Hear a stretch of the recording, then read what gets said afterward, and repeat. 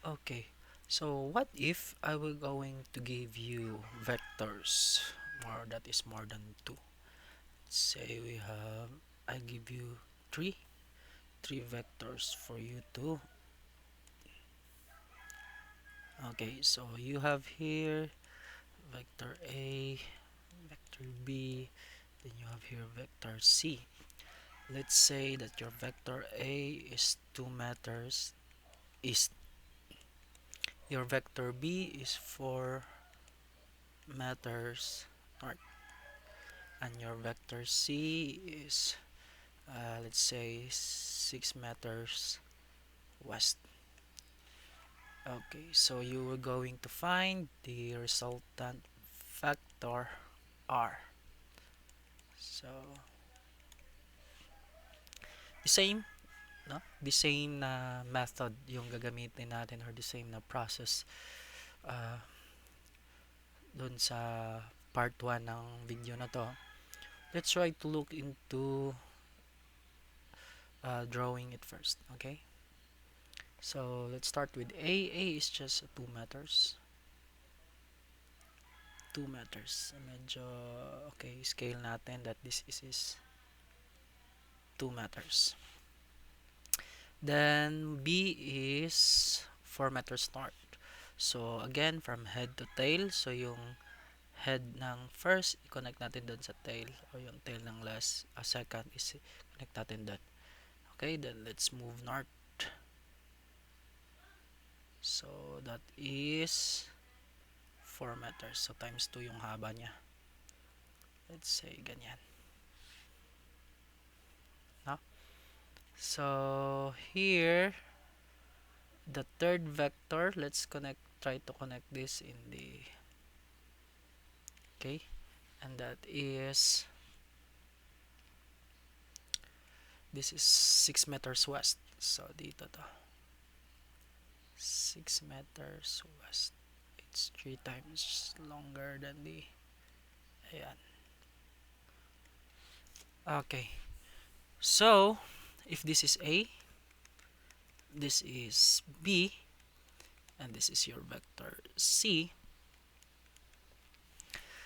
So, again, when we try to draw the resultant vector, again, it is defined as the distance from the starting point here. This is the starting point and the end point here. So, let's try to draw the resultant vector. Ayun. Okay. So, this is your resultant vector R.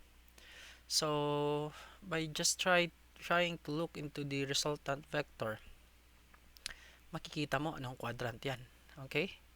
Kasi if this is your Cartesian plane, if this is your starting point and the starting point is, let's say, dito siya sa gitna. So, anong quadrant makikita mo ang resultant vector? Ito, saan quadrant mo ito makikita? So, it's obviously, this is on quadrant, di ba? This is on quadrant 2, which is, meron siyang x component na negative, meron siyang y component na positive. Okay, so it's important to know this because mamaya i-check natin yung solution natin dyan. So again, this r, no, ay meron siyang rx at meron din siyang ry. And to get the rx, no, so yung rx natin is i-add lang natin yung a, b at saka c. Their component nila, x component nila, no? So since tatlo yon, tatlo din yung ilagay natin dito. So also in your ry, we need also to put 3 vectors here in their y component. Okay? So if you're trying to solve this, so punta tayo sa ax. So yung ax mo ay purely horizontal. Purely x lang, wala siyang y kasi nakahiga. So therefore yung ax mo, ito, makukuha ng buo yung 2 meters. Plus bx. Kung hanapin natin yung b mo, b ay nakatayo. Okay? Yung b mo ay nakatayo. So the question is, meron ba siyang x component? since this is vertical, no? Since this is vertical, so yung x component niya, which is the horizontal, wala naman. So ilagay mo dyan, 0 meter. Plus, yung cx mo. Yung cx mo ay nakahiga. But, take note that your cx is on the west. At meron tayong notation, di ba? Looking back, that this is meron tayong in the previous lesson, meron tayong binigay that your east would be positive, your west is negative, north is positive, south is negative. So since your cx, no, here c mo ay pointing to the west, so you will put here negative 6 meters. Negative siya kasi yung west natin ay negative. Now, if we going to get the total of this, so magkakaroon ka ng negative 4 meters. Okay? So, punta tayo sa AY. Yung AY mo, since this is purely horizontal, so wala siyang Y component, so ilagay natin 0 meter. Yung BY mo naman, that is purely, no? Purely nakatayo yung BY mo, so makukuha niya yung buong 4 meters. Plus, yung CY mo na nakahiga, no?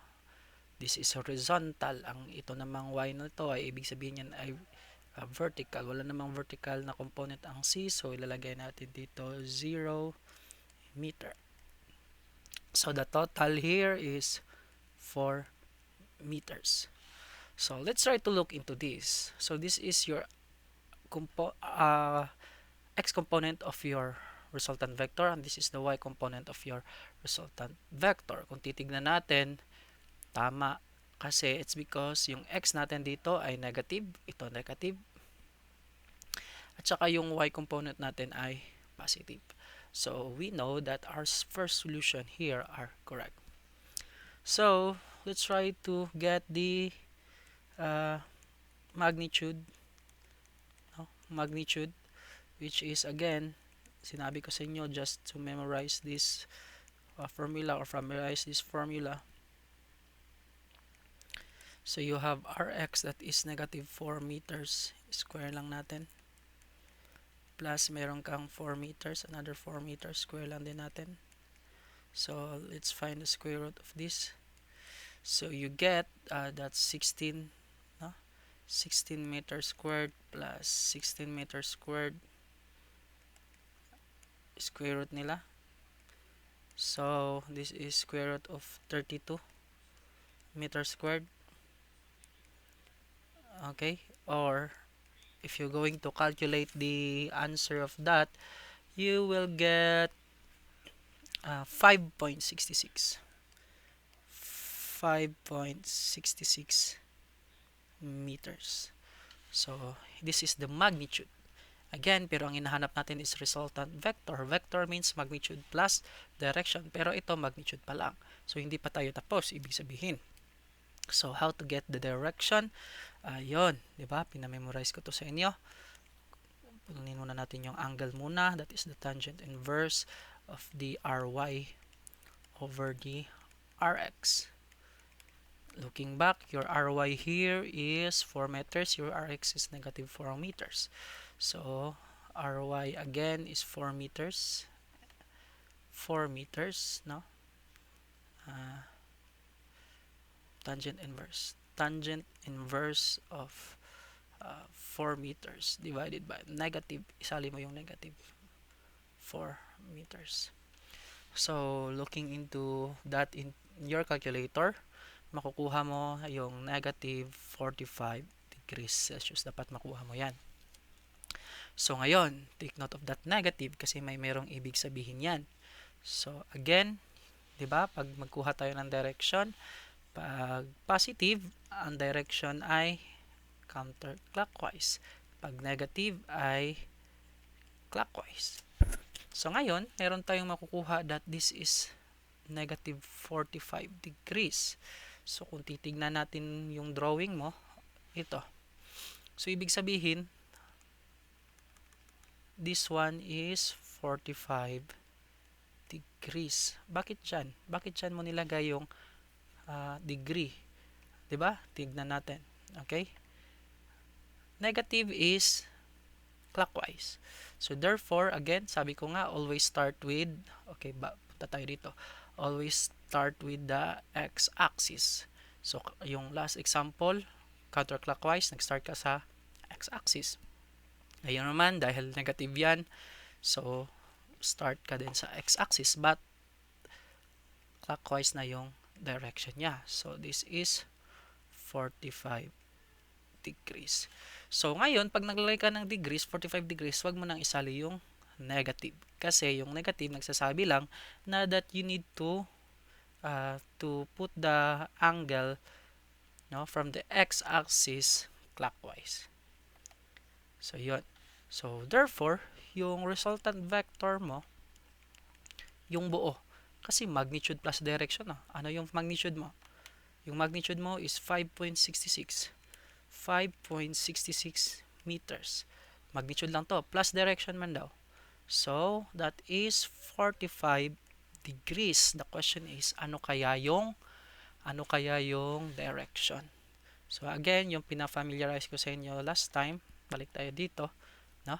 So, saan banda yon? Yung 45 degrees dito banda. So, anong tawag mo dito?